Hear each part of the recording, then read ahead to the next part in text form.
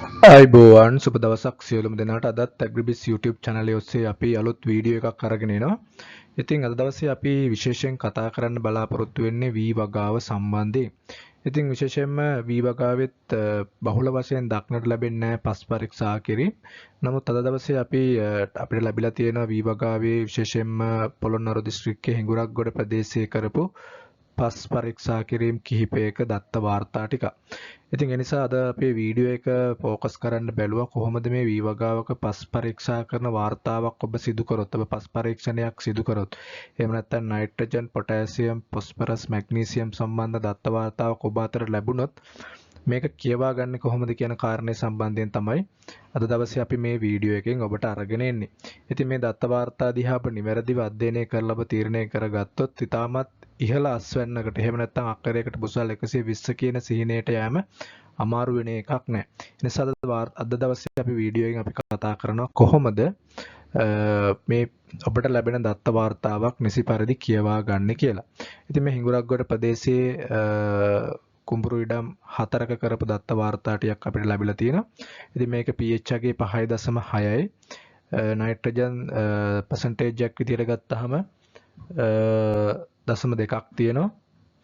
ඊට පස්සේ phosphorus ගත්තාම ppm level විදිහට ගත්තාම 4ක් විදිහට තියෙනවා.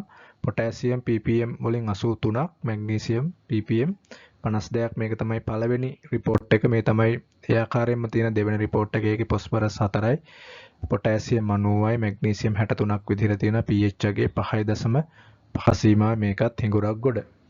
ඊට පස්සේ තුන්වෙනි report එකේ තියෙන්නේ pH අගය 5.6යි, phosphorus ppm වලින් 5යි, potassium 79යි, magnesium 61ක් විදිහට වගේ තමයි තියෙන්නේ. ඊට පස්සේ හතරවෙනි එක phosphorus 3යි, potassium 87යි, magnesium 56ක් විදිහට තමයි pH එකේ 5.5ක් විදිහට තමයි තියෙන්නේ. ඉතින් මේක උදාහරණයක් විදිහට අපි ගත්තේ මොකද මේ දත්ත වාර්තා ටික සියල්ලම ඔබ අරගෙන බැලුවොත් කොහොමද phosphorus, potassium, magnesium වෙනස් වෙන්නේ කියන කාරණේ ඔබට යම්කිසි අදහසක් එන්න ඇති. ඉතින් හිඟුරක්ගොඩ පොළොන්නරු හිඟුරක්ගොඩ ප්‍රදේශයේ ගත්තාම ලංකාවේ වැඩිම අස්වැන්නක් ලබා දෙන ප්‍රදේශ වලින් එකක් විදිහට ඇත්තටම හිඟුරක්ගොඩ ප්‍රදේශය සලකනවා. පස්සේ pH අගය ගොඩක් වෙලාවට 5.5 6.5 සීමාවේ තියෙනවා. නමුත් මෙහි පසේ තියෙන පසේ අඩංගු phosphorus, potassium සහ කාබනික ද්‍රව්‍ය ප්‍රමාණය ප්‍රදේශය ඇතුලේ ක්‍රමානුකූලව වෙනස් වීමේ හැකියාවක්, අඩු වැඩි වීමේ හැකියාවක් තියෙනවා.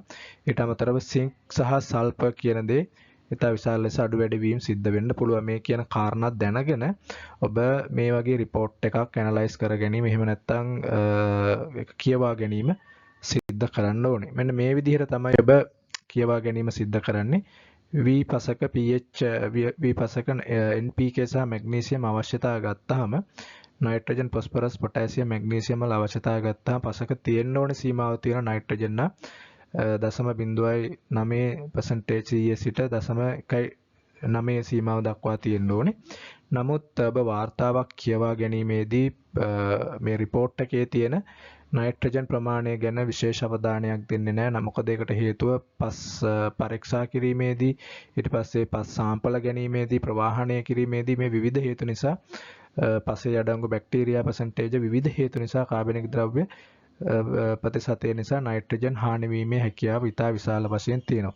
ඒ නිසා හැම වෙලෙම ඔබ මේ නයිට්‍රජන් කියන සාධකය ගැන විශේෂ අවධානයක් දෙන්න ඕනේ. ඔබට නිර්දේශ කරලා තියෙන නයිට්‍රජන් ප්‍රමාණය යූරියා විදිහට ලබා දීමට ඔබ හැම වෙලෙම උත්සුක වෙන්න ඕනේ. තමයි නයිට්‍රජන් පෝෂකයේදී අපි බලන්නේ. ඊට පස්සේ phosphorus වල තියෙන්න ඕනේ සීමාව තමයි ppm වලින් ගත්තාම ppm 5-10ත් අතර වගේ සීමාවේ තියෙන්න ඕනේ. මොනියම් හේතුවකින් ppm 5ට අඩු ප්‍රමාණයකට අඩු වෙලා තියෙනවා නම් පස්සේ phosphorus අගය ඒක ටිකක් සැලකිය යුතු පහළ බැසීමක් විදිහට තමයි අපි සලකන්නේ. අපි කියනවා ඉහළ අස්වැන්නකට යන්න නම් පසේ phosphorus 10 සීමාවේ තබා ගැනීම සම්බන්ධයෙන් ඔබ වැඩි අවධානයක් දෙන්න ඕනේ. පොටෑසියම් ගත්තාම ppm 80 160 සීමාවේ තියෙන්න ඕනේ. කොයිම වෙලාවකවත් ppm 40 සීමාවෙන් පල්ලේ තිබ්බොත් මේක එච්චර හොඳ තත්ත්වයක් නෙවෙයි. නිසා අඩුම ppm 80වත් තබා ගැනීම සිද්ධ කරන්න ඕනේ. මැග්නීසියම් ගත්තාම part per million කියලා කියන්නේ අපි million ppm 50 100 අතර වගේ තියෙන්න ඕනේ.